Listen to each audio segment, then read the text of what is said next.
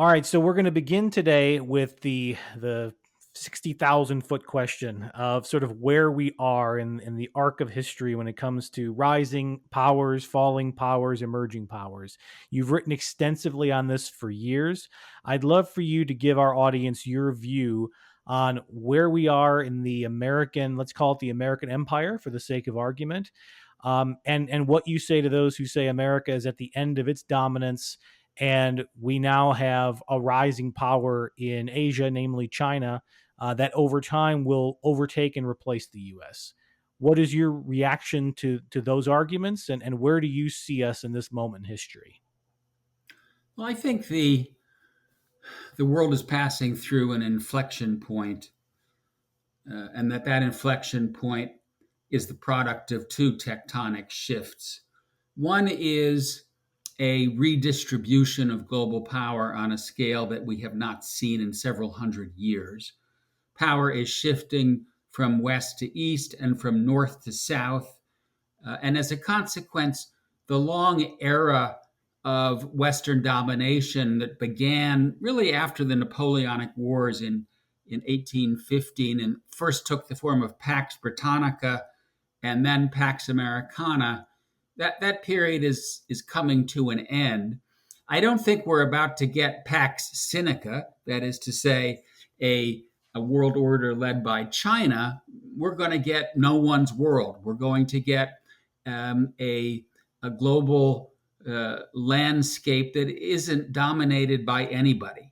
So it's not going to be a new American era or a new Chinese era or a new Asian era. It's simply going to be a bit of a free-for-all in which there is no clear center to global politics. And we know from history that kind of world, what in political science we call a multipolar world, is going to be hard to manage because it's more unpredictable than either the unipolar world that we were living in after the Cold War or the bipolar world that we lived in during the Cold War. When you've got multiple poles of power out there, there's just more fluidity and more unpredictability. And then the second shift that we have, and I think very few people, certainly myself included, did not see this coming. I think we could have known and did know that there would be a diffusion of international power because no one stays at the top forever. What I think we didn't see coming was the degree to which we're experiencing a stumbling of liberal democracy, a moment at which the world's leading democracies, the United States, the United Kingdom, Germany, other major democracies, are experiencing a hollowing out of their political centers. And I think we know why this is happening. At least I have an explanation. And that is that the mode of production is changing. We're going from the industrial era to the digital era. And the social contract of the industrial era has gone bust. And so you now have a lot of Americans out there, particularly Americans who don't have a higher education, who are finding it hard to make ends meet. And as a consequence, they're unhappy. As a consequence, they're losing faith in the system. They feel that they have been left behind by globalization, and they are revolting. And so right now, I would say we're in this double whammy, if you will. The power is shifting away from the liberal democratic anchor, and democracy is weakening from the inside.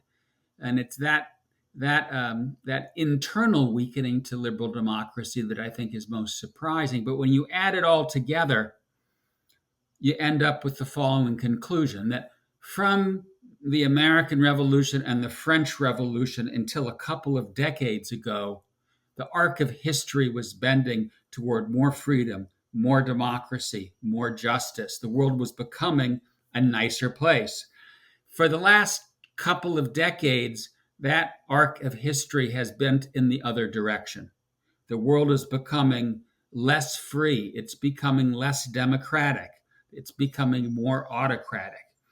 And what we don't know is whether this is just a bit of a hiccup, a detour, and soon we're going to see the arc of history bend back in a direction of more democracy, more freedom, or whether this is the beginning of a new normal, which to some extent is going to